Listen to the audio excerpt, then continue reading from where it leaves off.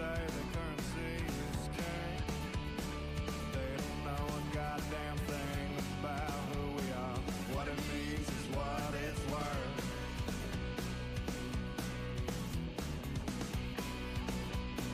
See-through city block country map.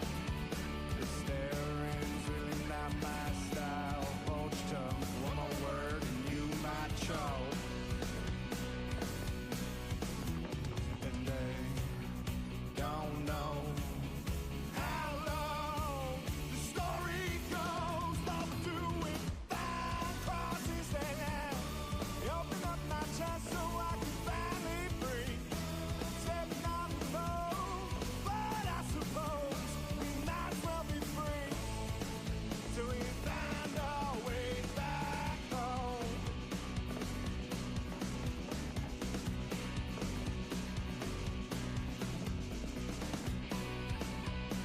Cannon bits on verbal killing spree.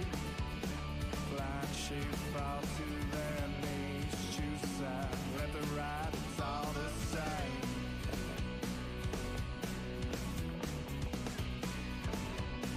Passion cloaked in half-truths and lies, packaged in these outer suits and ties. To be clear, you and I are not the same.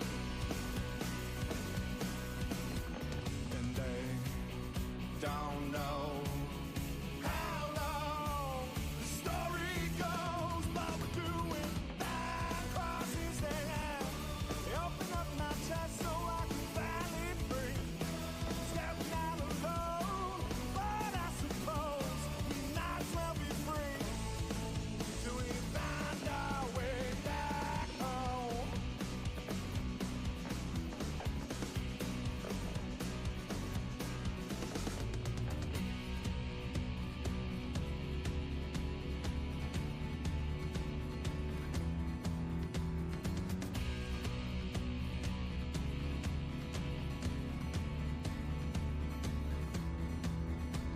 And they don't know how long the story goes. And they don't know how long the story goes. And they don't know how long the story goes. And they don't know, they don't know what we're doing. Find crosses they land. Open up my chest so I can finally breathe. Stepping on the road, but I suppose we might as well be free in certain company. What we're doing. Find crosses they land. Open up my chest so I can finally breathe. Stepping out alone, but I suppose we might as well be free till we find our way back, find our way back, find our way back home.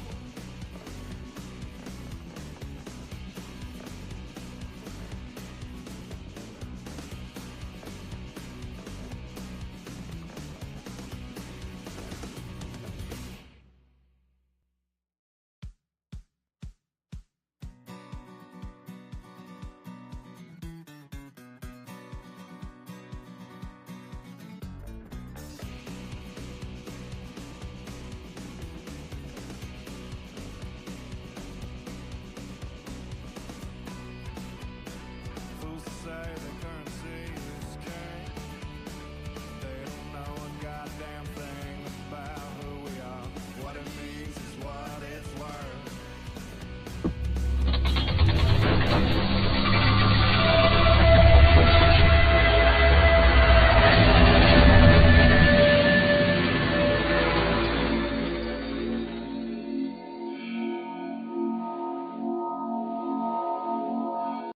What is up, 24/7 Buff Fandemonium? It's your boy Swank. It is 3:00 p.m. Eastern Standard Time.